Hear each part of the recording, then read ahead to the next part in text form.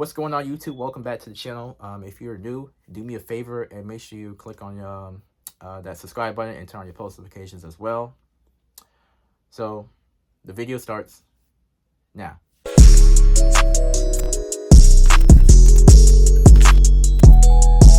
Okay, what's going on, YouTube fam? So this video, we're gonna dedicate this. We're gonna be talking about R. Kelly, who was recently placed on a suicide watch after his racketeering conviction. So I'm gonna read you guys this article. This is from The Hill, and from Yahoo Life. So, R. Kelly, who was reportedly placed on suicide watch, following his racketeering conviction, in New York back in September. I think the Chicago Tribune reported that Kelly's attorney, Stephen Greenberg, did not specify where he was truly at risk for harming himself, but Greenberg did share that it was common practice for federal prison facilities to monitor the well-being of convicted inmates. The provision has since been lifted. So, R. Kelly's team, who has been ramping up his legal team to fight the charges that were in his New York case on September 27th.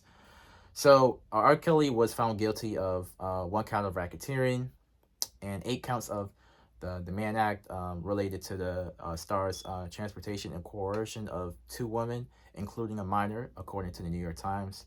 So, the 54-year-old R. Kelly, whose finals hearing is set for May 4th of 2022 next year, where he could potentially face 10 years to life in prison. So, R. Kelly faces also a separate federal court charge in Illinois, where he had been charged with child pornography and obstruction, but the court case had originally set the date for April of 2020, but of course, due to the pandemic, that had been pushed to August 1st of 2022. So that's the date set for the trial in Illinois. And so the case will also kind of focus on the tapes that he had made with minors, court documents revealed, and he also paid thousands and thousands of dollars to minors just to keep quiet. And yeah, there's just a lot to unpack here. And also, there was one tape where it had allegedly, I'm gonna just say allegedly, there's no evidence of this sort of yet, and it had engaged with sexual intercourse with a 13-year-old goddaughter sometime between 1998 and 2000. So Kelly's child pornography charges were tied to the incident that had been dropped after the girl identified as a minor. But the minor refused to testify against the singer in 2008. So there's also other reporting out there that says that he will probably, the minor, so to speak, will probably testify and work with federal investigators to kind of help the case out. Because there's just a lot to fill in there. But R. Kelly is a wild dude. Dude had a lot of talent. He was a good artist, but unfortunately, he did things that were just completely out of pocket and out of line. So he got to face the consequences and repercussions of what he did. But what's kind of wild is his album sales rose like 500% after his conviction. So people are still buying his music. And I'm gonna tell you guys how many people actually listened and streamed his music after his conviction. So, and this is from The Hill reporting this. So this is from multiple sources that are just reporting this.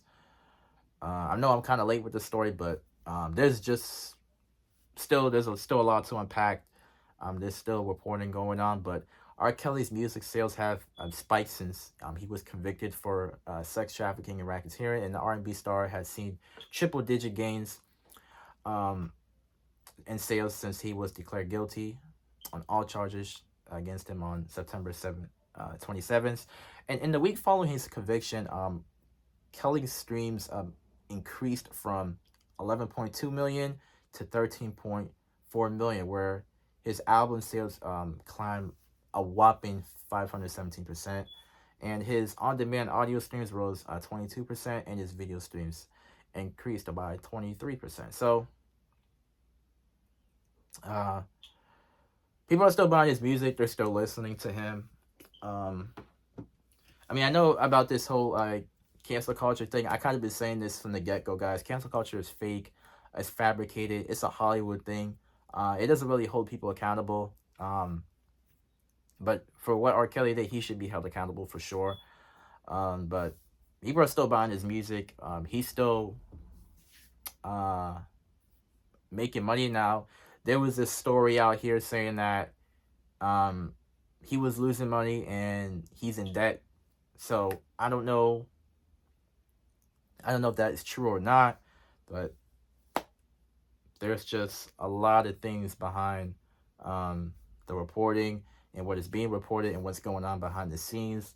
But his legal team is trying to fight all the cases that he is facing, and we're just gonna see how this plays out. The court dates are set for next year, so there's a lot of time for the legal team to dispute these claims and allegations. So I'm gonna keep you guys up to speed on what happens throughout this case. But anyhow, guys, appreciate you guys for watching. And guys, keep it locked here to this channel. Make sure you click on your post notifications. Subscribe to the channel if you're new. Appreciate you guys for watching. I'm gonna see you guys on the next one.